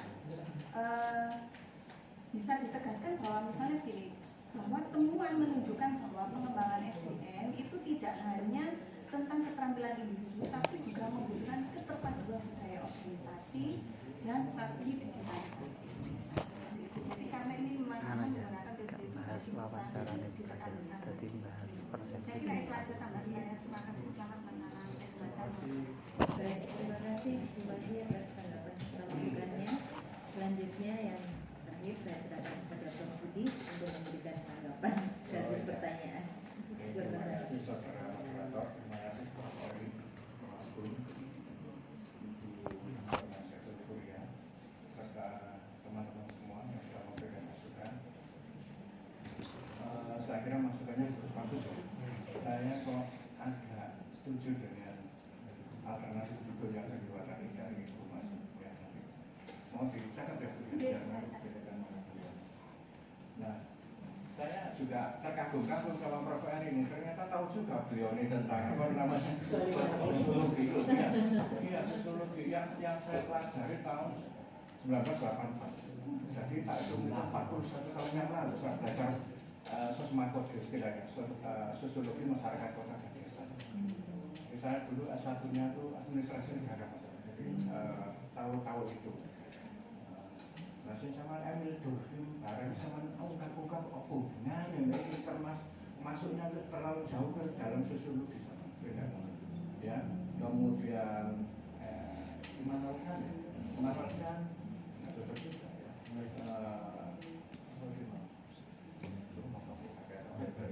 Weber rekomendasi Weber itu birokrasi. Sama ada ciri-ciri birokrasi, kesatuan komando, top down. Top down, ini so bawaan kata usul-usul ya, harus sesuai keahlian, kemudian komunikasinya formal, nggak bisa lompet sarungnya kok sama menghadap pimpinan, untuk formal nanti akan kayak gitu ya. Gak oleh hubungan apa, mengangkat merekrut seseorang itu hubungan kekeluargaan, gak oleh langsung oleh kamu dianggap apa namanya nepotisme. Ojo digawe sih, nggak nyari malah merusak hasilnya terus kaki bagian karena jadinya di pembahasan nih masalah. Ya, mengarahkannya ke sosiologi zaman hierarki. Saran saya nanti temukan teori-teori pemberdayaan karyawan saja yang lebih mengacu pada bukan pemberdayaan sosial ya. Kalau ada sosialnya sedikit nanti berimpact kepada masyarakat sekitar nggak apa-apa, tapi lebih banyak pada pemberdayaan karyawan. Kemudian cari-cari tentang teori kepemimpinan yang lebih apa namanya ya, lebih menguatkan atau apa yang memperkuat posisi dari karyawan. Saya ingin tahu dulu ya, sebetulnya yang Mas tahu itu tentang pemiliknya itu fungsinya apa dalam kepemimpinan terhadap para informan yang ada. Jadi kalau di Mas Hendri itu karyawan yang baru, misalkan dari masyarakat sekitar itu kan diajari Mas Hendri sendiri. Itu karyawan baru, ya. Kalau satu pembicaraan yang lain tentang karyawan yang lama. Terus apa yang dia lakukan terhadap karyawan lama, apa yang dia lakukan terhadap karyawan baru? Coba dijelaskan satu persatu. Kalau karyawan baru kan seperti itu, Prof. Kalau yang karyawan lama itu lebih kepada kepemimpinan yang relasi.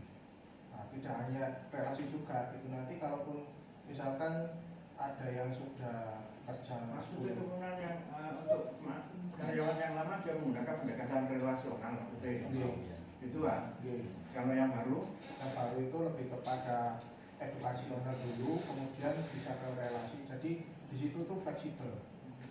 Apalagi kalau pas karyawan itu ada yang kesulitan menggunakan server. Jadi lebih ke mana, ke adaptif kalau dari sisi teorinya, Pak. Saya kan merasa enggak Pak, beberapa teori kepemimpinan atau gaya atau model kepemimpinan itu apa yang saya ketahui, misalnya selain servant leadership itu. Nah, karena servant ini kan baru, Prof. Kalau saya waktu di S1 S2 itu lebih kepada transformasi leadership. Transformational leadership itu poinnya apa?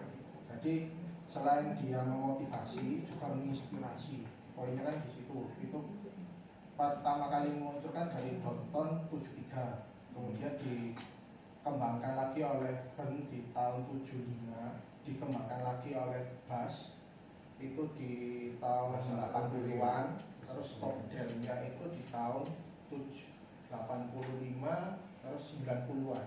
Oke, poinnya adalah menginspirasi ya. Inspirasi.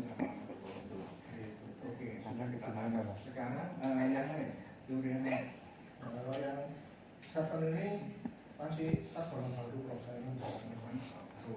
Ya, teori kepemimpinan yang lain. Kalau teori tanam kepemimpinan bau, ngerti sama tanam bau bukan atau manajerial data itu dari itu tanam bau manajerial sama dengan 9 itu kan. Perhatian kepada manusia 9, perhatian pada produksi 1 misalnya. Jadi uang itu udah ono loro Pak, saya sakit Pak Uji, wes aku mulai wes di mana aku loro. Tapi produksinya nggak karuan nggak terkalahkan target. Atau Pak saya izin Pak sakit, nggak bisa, kamu masalah loro kudu mlebu target produksi nggak terpenuhi. Itu kan ditanam bau kan tidak seperti itu, tidak ramah. Kepemimpinannya Fideler pernah mencatat profit itu, jadi mencatat apa? Isinya apa poinnya? Gitu loh Pak. Itu terjadi kan waktu sebelum masuk sini itu kan saya mencatat aliran-alirannya kepemimpinan dari kepemimpinan yang yang tradisional sampai modern. Nah, kan tetapi dari macam-macam kepemimpinan itu lebih pada transformasional leadership. Nah, kemudian kok dari temuannya dari Mas Hendy, ternyata selain transformasional ya juga ada semacam servant leadership, melayani tidak hanya karyawan yang baru maupun lama, dia juga yang dari masyarakat pun juga melayani juga. Apalagi kalau ada pendatang waktu adanya kunjungan-kunjungan untuk wisata edukasi, nah, dia pun sebagai kayak mentoringnya ini loh, kayak mau bisnis pemajangan dan sebagainya. Sehingga pada saat saya lihat sosok karakter ini selain transformasional, punya servant, punya edukasional juga, punya relasi juga, seperti itu Pak. Kalau saya lebih cenderung, kalau mau disintesis ya semuanya tadi itu masuk ke transformasional leadership sebetulnya. Karena kalau dia itu maka saya nggak tahu ini servant leadership itu bisa masuk ke sana nggak? Kata-kata servant leadership itu bagi itu ya aneh, tapi sudah umum gitu ya. Karena servant itu leadership itu juga government nggak bisa kayak gitu. Sampai tak boleh di Google Translate apa ya? Kepemimpinan pelayan. Tapi itu dasarnya yang umum ya, servant leadership itu ya. Maksudnya kepemimpinan yang bersifat melayani kan itu kira-kira ya.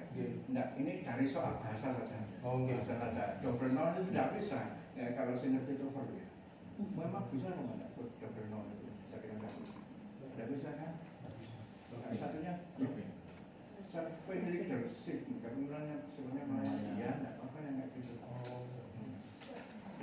Jadi misalnya soal kepercayaan jelas gak aku ya. Nah, itu sudah kecuali ini. Kecuali Saya sama Prof. Erik itu, Budi Podo, ya. Waktu belajar bahasa Inggris di UPI ya, bisa di UPI. Tiap hari, every single day itu langsung belajar TOEFL. Mulai tekos di pretest, pulang di post-test, begini terus. Sama Pak ada satu dosen yang belajar itu ada kalimat, mohon boleh sing salah. Cara memutuskan kalimat itu di mana itu kita diajari semua. Ini clause, main clause, subject clause, subject verb agreement, kan gitu ya, ada ya. Jadi tahu kita butuh itu. Sampai yang kayak gitu tuh, jawabannya nggak mungkin rasanya. Oke, itu dari bahasa. Yang lainnya, tolong di pembahasan ini jangan melarikan ke sosiologi. Saya membacanya jatuh filsafat. Ya campur-campur ya, campur-campur. Pemberi racunnya ini. Makanya tadi saya ada Pak Agung. Pemberi racunnya di sini. Ya Mas ya. Kalau saya melihat, saya saya membacanya belum sampai ke dalam pembahasan masalah itu. Saya belum tak melukan jelas kudu muta. Saya begitu tahu belum. Nanti bener ya disampaikan oleh Pak Agung, diskusi ke Prof. Agung kita bersama diskusi dengan saya tentang teori yang digunakan untuk membahas ini. Jadi jangan gunakan teori pemberdayaan sosial, jangan. Nah ini kan sosiologi mana? Teori itu pemberdayaan karyawan yang lebih kepada internal saja. Bahwa dia nanti mengimbas ke masyarakat sekitar itu adalah dampak pengiring saja. Tapi poinnya adalah pemberdayaan. Nanti dicari, kita cari bersama. Siapa? Nanti dibeli lagi yang berkali-kali tadi loh.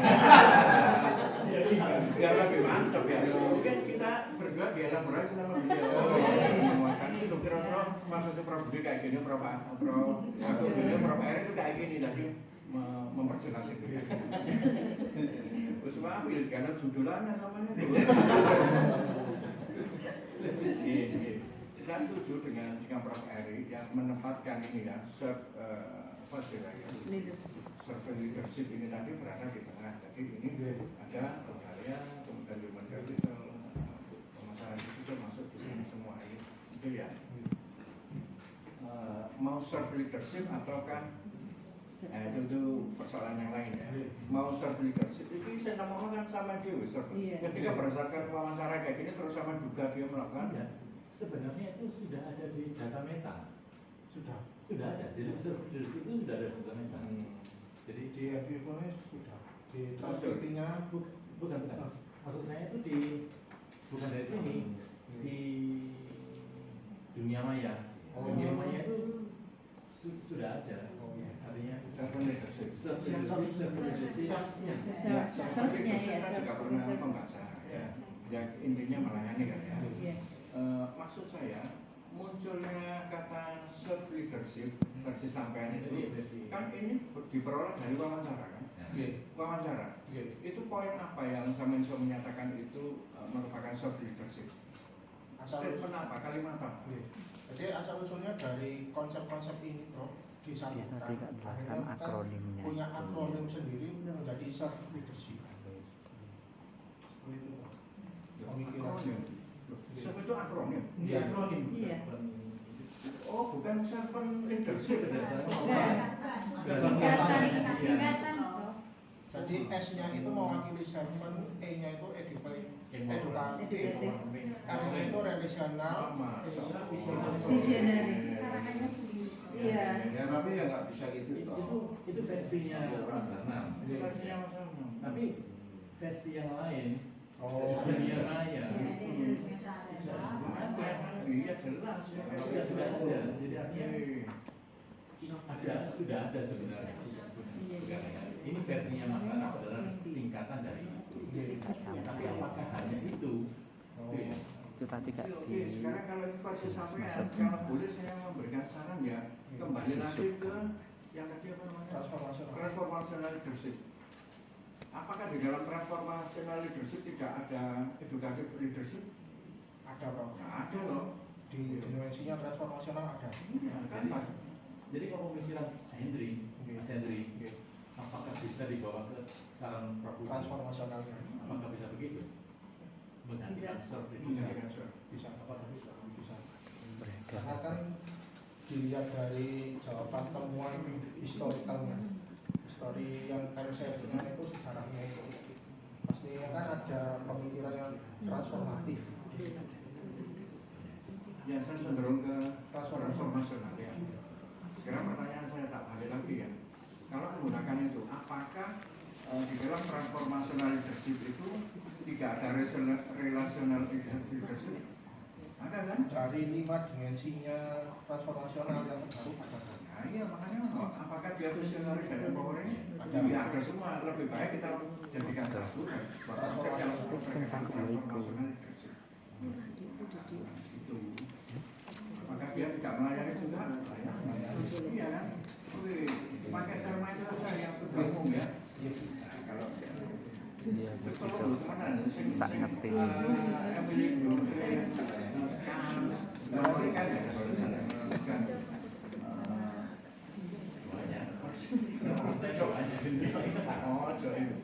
Dan nanti saya seleksi lagi Prof untuk pembahasannya yang kutipan-kutipannya dari filosofi kita.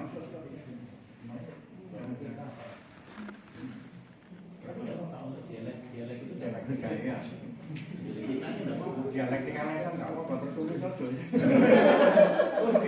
Berbahaya sih tertulis kayak mana gue. Iya. Ya, kalau terjadi kontroversi Mas Dr. tadi gimana? Seperti itu.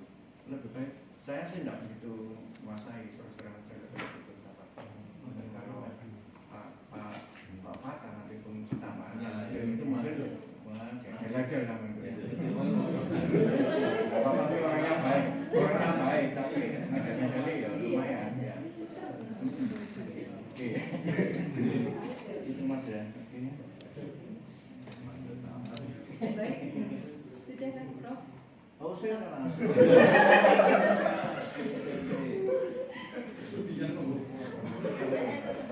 ya cukup kah? Oke, nilai-nilai saya mau menyampaikan ini.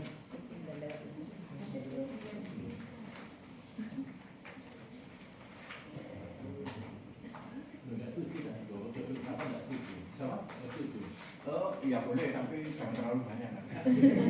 Kalau acaranya benar nggak apa-apa. Oke. Biar Prof Fatah. Kalau Prof Fatah mengatakan benar ya oke. Saya berkata gitu. Ahli ini ya. Aliran filsafat ya.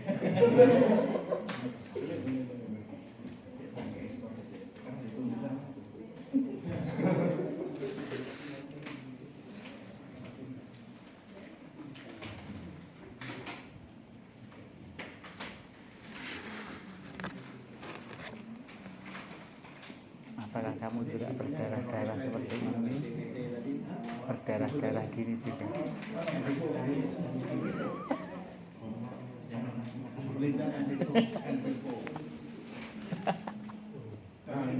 Ini yang jadi yang diskon atau yang jadi pesan-pesan? Coding.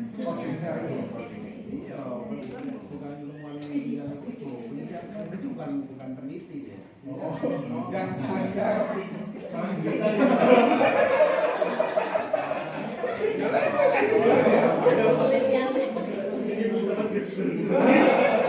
Jangan dibuatnya di situ nanti.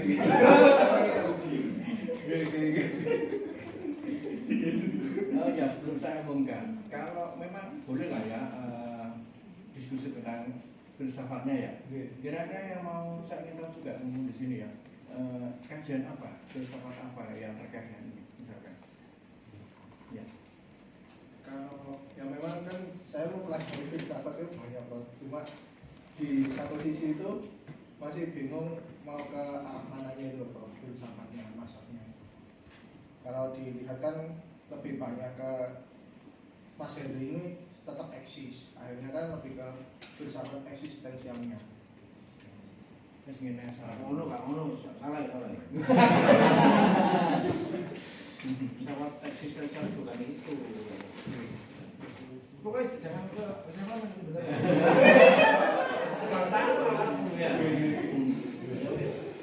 Kalau memang filsafat diarahkan yang rodok membunuh sedikit ya. Filsafat pemberdayaan karyawan misalkan. dicari filsafatnya apa, filosofi yang terkait dengan karyawan. Coba lihat hari nanti itu filsafat aliran yang kalah. Biar yang ini memang wanita ini memang harus masuk juga dikit aku juga kakek ya. Kalau justru teori pemberdayaannya itu teori pemberdayaan itu kan nilainya 89. Kita kembalikan. Baik, terima kasih kepada tim promotor sekaligus komisi dan juga kepada audiens yang telah hadir hari ini. Dengan selesainya pengumuman nilai tersebut, mungkin Mas Anam ada sedikit sepatah dua kata. Terima kasih untuk Prof. Eri, Prof. Edi, Prof. Anto, Bu Haji yang telah memberikan arahan dan juga saran-saran. Nah, dan kebetulan 1 jam di sini saya bawa orang tua. Pojok sini. Kalau ibunya? Oh, Masya Allah. Ibu, makanya kok nggak ngisi?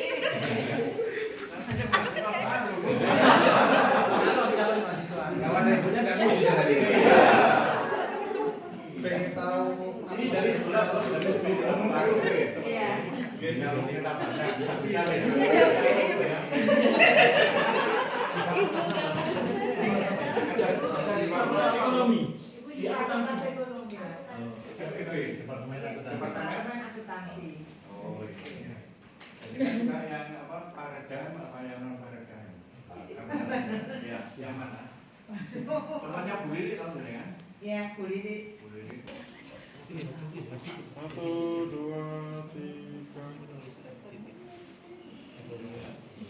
Lagi, Cakrawala.